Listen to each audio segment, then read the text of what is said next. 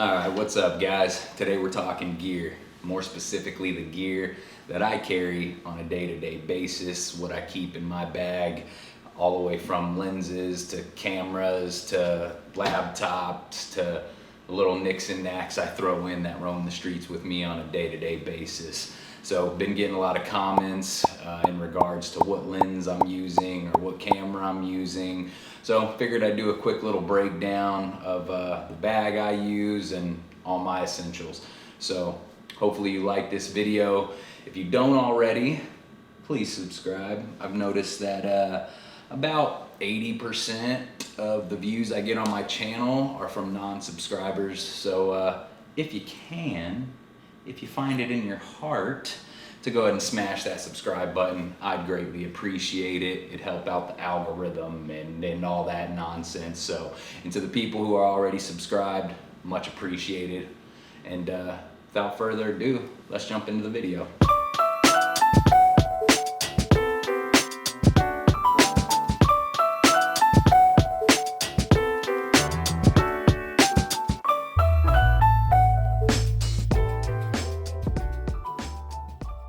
Alright guys, we'll go ahead and start off with the bag itself. I've actually dropped a video on this bag a while back. One of the best bags I've came across. It's the Nomadic Peter McKinnon Everyday Backpack Carry Line, something along those lines. But one of the best backpacks I've came across. I'm not gonna go into too much detail, but if you're in the market for a new camera bag, one that kind of does it all, check out my previous video. I think I go over the top 5 things or 6, 7 things I enjoy about this bag, but definitely one of the best. So check it out and let's dive in and see what's crammed in this thing, huh?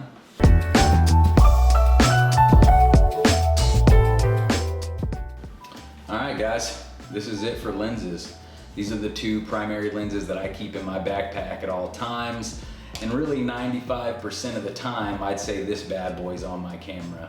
So this is the Sigma 85mm f1.4 art lens. One of my favorite focal lengths, one of my favorite lenses. The build quality from Sigma is superb.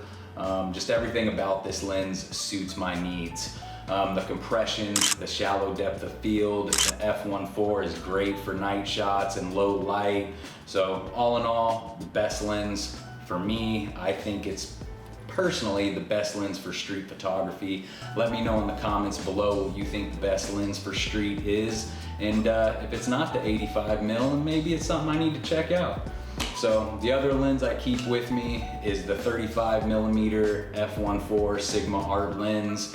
I mainly use this for model shoots, car photography, shooting some B-roll when I'm out walking the streets. Just good and handy to have in the bag in case I want to switch it up or shoot some video on the fly. But for my main shots, this is my guy. So these are the 2 lenses that I keep in my bag. Let's move on to the camera.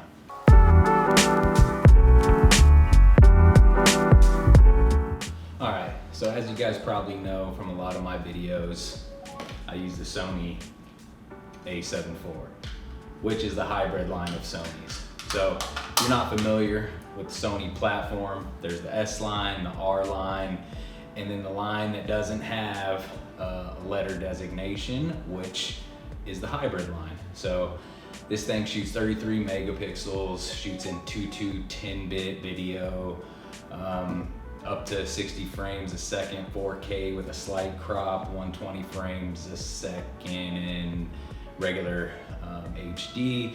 So all in all, a good camera. I chose the hybrid line just because I want to have the versatility between video and photography. So there's that. But now that I'm getting a little bit more into the video space, contemplating upgrading to the S, but that's another subject down the line. But this is it. This is my baby. This is what roams the streets with me on a daily basis. That's the 85mm on there, so you can kind of see size-wise. But all in all, I think it's a pretty compact setup, and it just feels good in the hands. Feels real good in the hands. I keep the Peak Design wrist strap on there, just so I have it attached to me at all times when I'm in the streets. You never know. for safety and for dropping purposes. You know, you never want to drop your camera. So that's it. This is the camera I use. I love it. Don't plan on upgrading soon, like I said, unless it's to the S line to shoot more video. But yeah, that's this bad boy. Now let's jump into the rest of the little knickknacks I keep in my bag.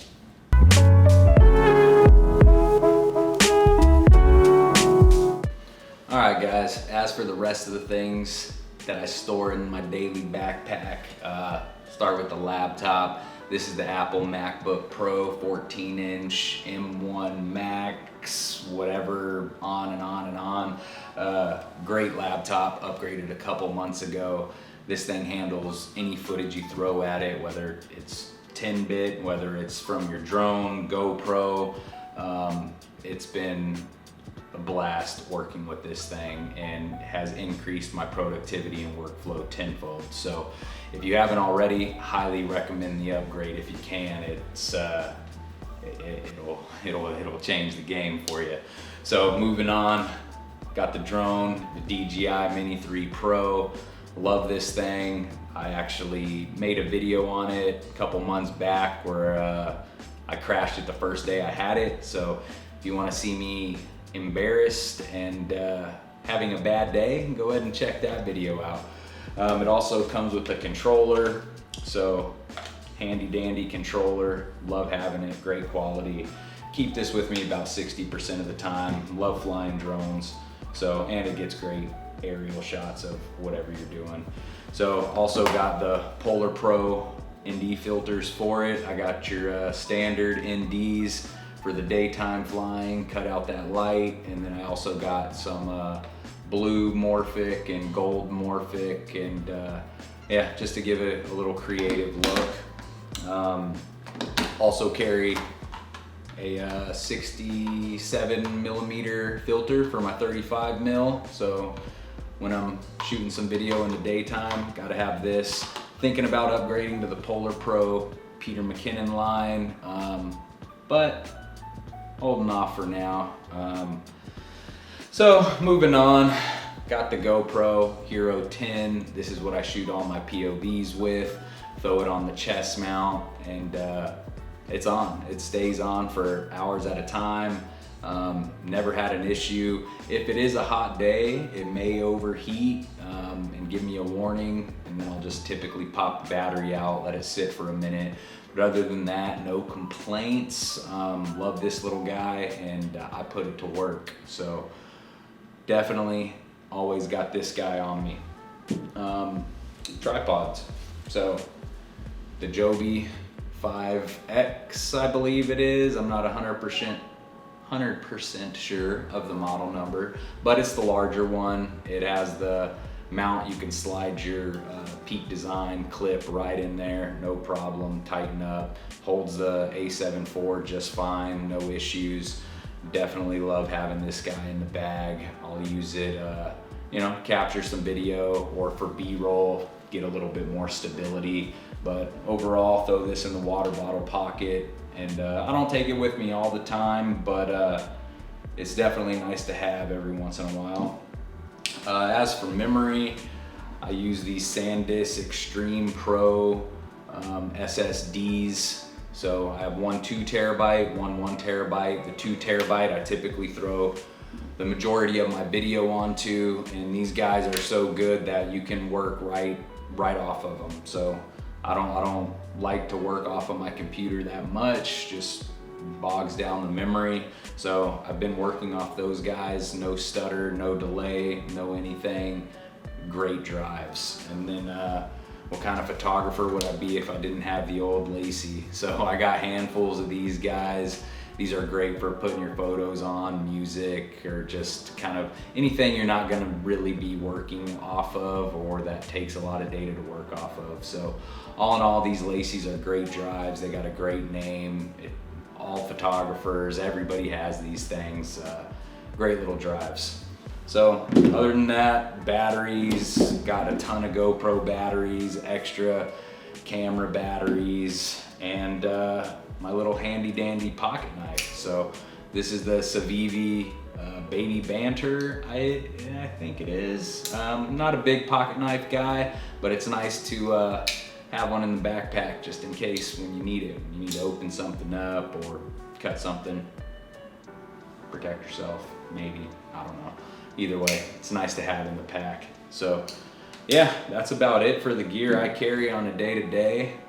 It'll all be linked in the description below.